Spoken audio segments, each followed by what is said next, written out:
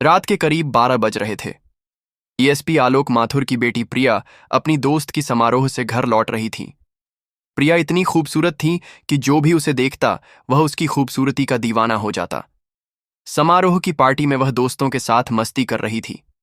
तभी अचानक उसके फोन पर कॉल आया। दूसरी तरफ से आवाज आई, प्रिया, तुम्हारी मां की तबीयत अचानक बिगड़ गई है, तुम तुरंत घर आ जाओ।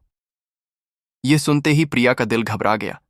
उसने किसी को बिना बताए पार्टी से निकलने का फैसला किया और जल्दबाजी में अकेली ही घर की तरफ निकल पड़ी।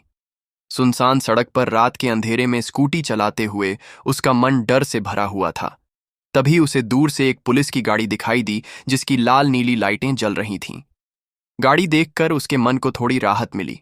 उसने सोचा, अच्छा है, रास्ते में पुलिस मिल गई, अब मुझे डरने की जरूरत नहीं है। लेकिन उसे यह पता नहीं था कि जिस सहारे की उम्मीद वह कर रही है वही उसके लिए सबसे बड़ी मुसीबत बनने वाला था। जैसे ही वह गाड़ी के करीब पहुंची, उसने देखा कि सड़क किनारे पुलिस की जीप खड़ी है और उसके पास एक सब इंस्पेक्टर नितिन अपने 4 सिपाहियों के साथ बैठा हुआ है। सबके हाथों में शराब की बोतलें थीं। वे जोर जोर से हंस रहे थे, ऊंट पटांग बातें कर रहे थे और नशे में धुत होकर माहौल बिगाड़ रहे थे। प्रिया की नजर जैसे ही उन पर पड़ी, सब इंस्पेक्टर नितिन ने भी उसे देख लिया। उसकी आंखें प्रिया पर ठहर गईं। वह हवलदार से हंसते हुए बोला, अरे देखो कैसी हसीन परी चली आ रही है, आज तो मजे ही मजे हैं। ये तो जैसे स्वर्ग से उतरी हुई है, इसे ऐसे ही कैसे जाने दें।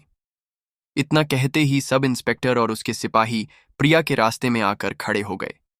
जैसे ही सब इंस्पेक्टर पास आया, उसने नशे में लड़खड़ाते हुए प्रिया का हाथ पकड़ लिया।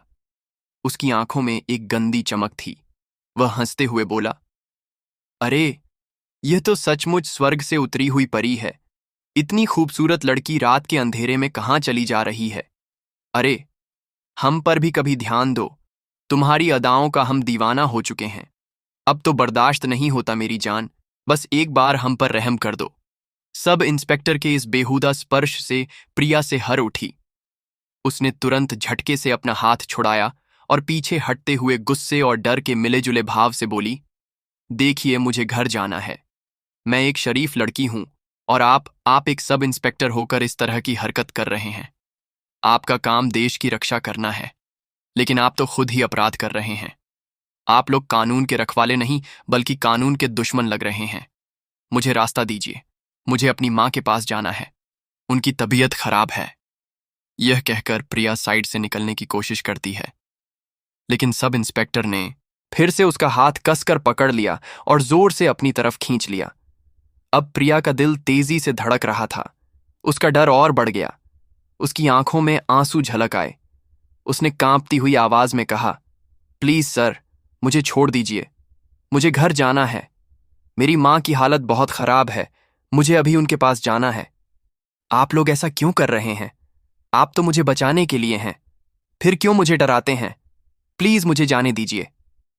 लेकिन सब इंस्पेक्टर उसकी विनती सुनने के मूड में नहीं था। उसकी नजरें और भी नीच इरादों से भरी हुई थीं। वह प्रिया की आंखों में देखकर और भी बेशर्मी से बोला, अगर तुम हमें छोड़कर चली गई तो मैं जी नहीं पाऊंगा। तुम्हारी खूबसूरती ने मुझे पागल कर दिया है। बस एक बार मुझे खुश कर दो, फिर चली जाना, बस एक बार। इतना सुनते ही पास खड़ा एक हवलदार बीच में बोला, सर, यह लड़की इतनी नखरे क्यों दिखा रही है? इसे समझाओ। सर, जो कह रहे हैं वही करो। और सुनो लड़की, तुम क्या समझती हो, ऐसे ही यहां से चली जाओगी? नहीं, जब तक हम खुश नहीं होते तुम कहीं नहीं जा सकती, समझी? इन गंदी बातों को सुनकर प्रिया का दिल जोर जोर से धड़कने लगा। उसका पूरा शरीर डर से कांप रहा था। अब उसे साफ समझ आ गया कि यह लोग उसे ऐसे ही नहीं छोड़ने वाले। उसके भीतर घबराहट और गुस्से का तूफान उमड़ पड़ा। उसने मन ही मन तय कर लिया कि अब उसे इन्हें सच बताकर डराना होगा। हिम्मत जुटाते हुए उसने ऊंची आवाज में कहा, बस बहुत हुआ। आप लोग बहुत बड़ी गलती कर रहे हैं। आप लोग कानून तोड़ रहे हैं, अपराध कर रहे हैं। मुझे जानते नहीं हैं आप लोग। मैं शक्तिनगर के एसपी आलोक माथुर की बेटी प्रिया हूं। अगर मेरे पापा को आपकी इस हरकत के बारे में पता चला तो आप सबकी खैर नहीं, इसलिए मुझे तुरंत जाने दो, वरना बाद में बहुत पछताओगे। उसकी आवाज गुस्से से भरी हुई थी, लेकिन अंदर से वह अभी भी बहुत डरी हुई थी। सब इंस्पेक्टर उसकी बात सुनकर ढाका मारकर हंस पड़ा। ओ तो तू एएसपी की बेटी है, उसने नशे में डगमगाते हुए कहा। लेकिन तुझे देखकर तो बिल्कुल नहीं लगता। एएसपी की बेटियां ऐसे कपड़े पहनती हैं क्या? वो तो मॉडर्न ड्रेसेस में घूमती हैं, और तू सलवार सूट पहनकर शहर की लड़की लग रही है। मुझे बेवकूफ मत बना, झूठ बोलना बंद कर। एएसपी की बेटी होती तो तेरे तेवर अलग ही होते। अब बहाने छोड़ और वहीं कर जो मैं कह रहा हूं। इतना कहकर सब इंस्पेक्टर ने फिर से उसका हाथ कसकर पकड़ लिया। प्रिया अब अच्छी तरह समझ चुकी थी कि इन पुलिस वालों को समझाना उसके बस की बात नहीं है। वे सब नशे में धुत थे और उनकी नीयत बेहद खराब थी। उसके मन में डर बैठ चुका था कि कहीं यह लोग जबरदस्ती उस पर गलत हरकत ना कर दें। अचानक उसने हिम्मत जुटाई और सब इंस्पेक्टर का हाथ कसकर पकड़कर जोर से दांत से काट लिया। सब इंस्पेक्टर दर्द से चीख उठा और प्रिया ने मौका पाकर अपना हाथ छुड़ाया और पूरी ताकत से दौड़ पड़ी। सुनसान सड़क पर उसकी सांसें तेज तेज चल रही थीं।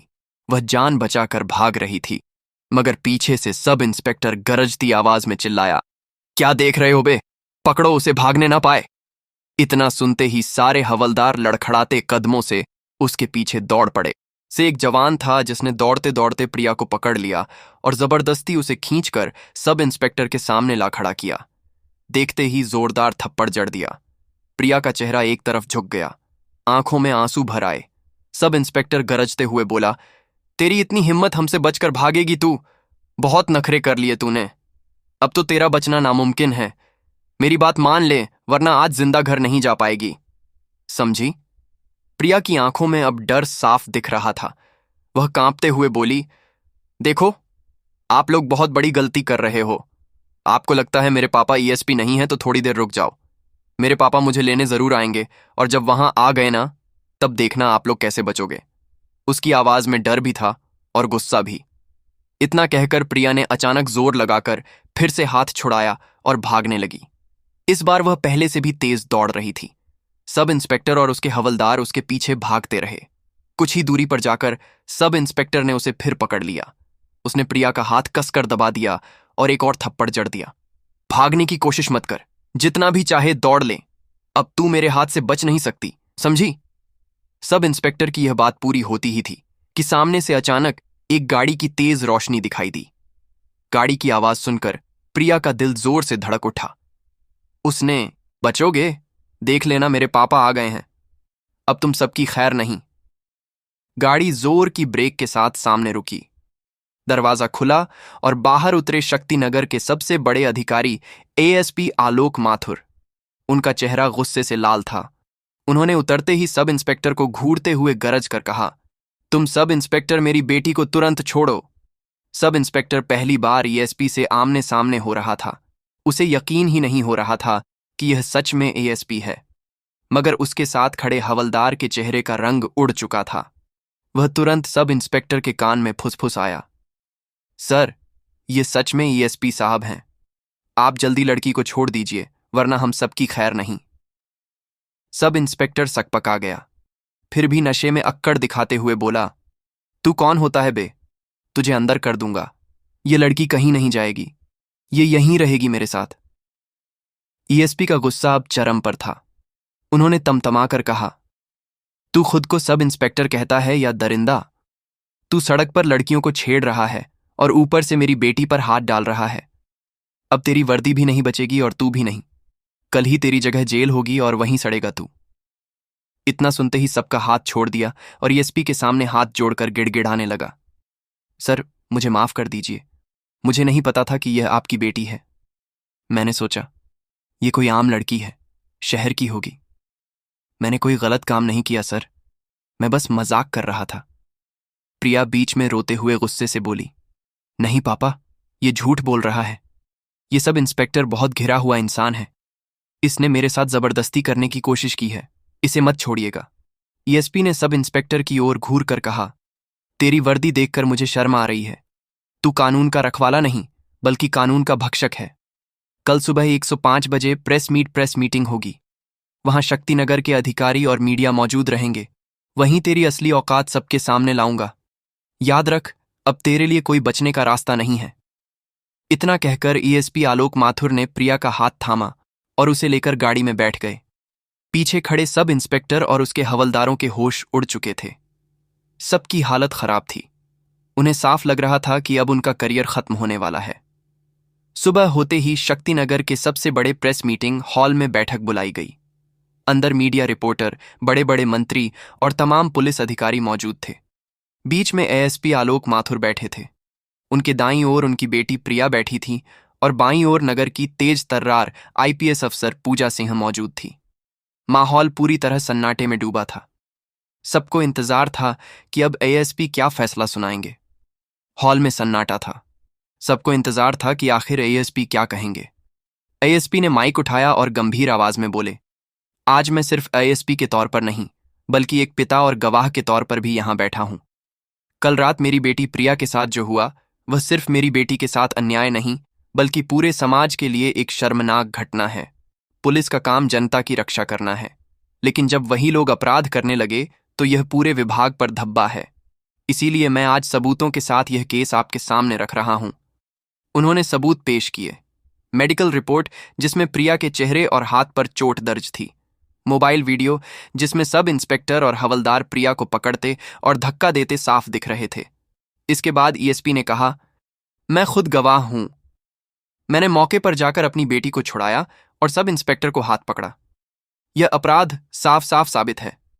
इतना कहकर ईएसपी ने प्रिया की तरफ देखा और कहा, प्रिया खुद अपनी बात आप सबको बताएगी। प्रिया ने माइक संभाला। वह थोड़ी घबराई हुई थी, लेकिन हिम्मत दिखाते हुए बोली, मैं कल रात घर जा रही थी। तभी सब इंस्पेक्टर और उसके साथियों ने मेरा रास्ता रोका। पहले उन्होंने बदतमीजी की, फिर मुझे जबरदस्ती पकड़ने लगे। मैंने बार बार कहा कि मुझे घर जाना है, मेरी मां बीमार है, लेकिन वह लोग नहीं माने। मुझे थप्पड़ मारा, खींचा और धमकाया कि अगर मैं उनकी बात नहीं मानूंगी तो मुझे जिंदा घर वापस नहीं जाने देंगे। मैं बहुत डर गई थी। जब मैंने बताया कि मैं ईएसपी की बेटी हूं, तो भी वह लोग मजाक उड़ाते रहे। अगर पापा समय पर नहीं पहुंचते तो पता नहीं आज मैं यहां आपके सामने बैठ भी पाती या नहीं। मैं सिर्फ यही कहना चाहती हूं कि ऐसे पुलिस वालों को बख्शा नहीं जाना चाहिए। अगर मेरी जगह कोई और लड़की होती जिसके पिता ईएसपी नहीं होते तो शायद उसकी आवाज कभी सामने नहीं आती। मैं चाहती हूं कि आज सभी लड़कियों के लिए न्याय हो। प्रिया की बातें सुनकर हॉल में बैठे पत्रकार और लोग भावुक हो गए। मीडिया कैमरे लगातार रिकॉर्ड कर रहे थे। इसके बाद आईपीएस पूजा सिंह खड़ी हुई और बोली, मैं इस केस की जांच अधिकारी हूं। मैंने गवाहों से पूछताछ की, मेडिकल रिपोर्ट देखी और वीडियो सबूत चेक किए। सब कुछ साफ है कि सब इंस्पेक्टर और हवलदारों ने ड्यूटी तोड़ी है और कानून का उल्लंघन किया है। ऐसे लोग वर्दी पहनने लायक नहीं हैं। विभाग की ओर से मैं घोषणा करती हूं कि सब इंस्पेक्टर और उसके साथियों को तत्काल प्रभाव से सस्पेंड किया जाता है और उनके खिलाफ कड़ी कार्यवाही शुरू हो चुकी है। एफआईआर दर्ज कर दी गई है और आज ही इन्हें गिरफ्तार कर जेल भेजा जाएगा। इतना सुनते ही प्रेस हॉल तालियों से गूंज उठा। पत्रकारों ने पूछा, क्या इन्हें सजा मिलेगी? ईएसपी ने कहा, हां बिल्कुल। अब यह मामला सिर्फ विभागीय कार्यवाही तक सीमित नहीं रहेगा, बल्कि अदालत में चलेगा। जो भी अपराध साबित होगा उसके हिसाब से सजा दी जाएगी और मैं गवाह बनकर अदालत में भी खड़ा रहूंगा। पूजा सिंह ने भी जोड़ा, यह संदेश शक्तिनगर पुलिस विभाग और समाज के लिए है। कोई कितना भी बड़ा क्यों ना हो, कानून से ऊपर नहीं है और बेटियों की सुरक्षा से कभी समझौता नहीं होगा। प्रेस मीटिंग खत्म होते ही पुलिस टीम सब इंस्पेक्टर और हवलदारों को हथकड़ी पहनाकर हॉल से बाहर ले गई। मीडिया कैमरे उनकी तस्वीरें खींचते रहे। पूरे शहर में यह खबर फैल गई। तो दोस्तों, आपको यह कहानी कैसी लगी? अगर अच्छी लगी हो तो दोस्तों, अगर आपको यह कहानी अच्छी लगी तो कमेंट में जरूर बताएं और हमारे चैनल को सब्सक्राइब और लाइक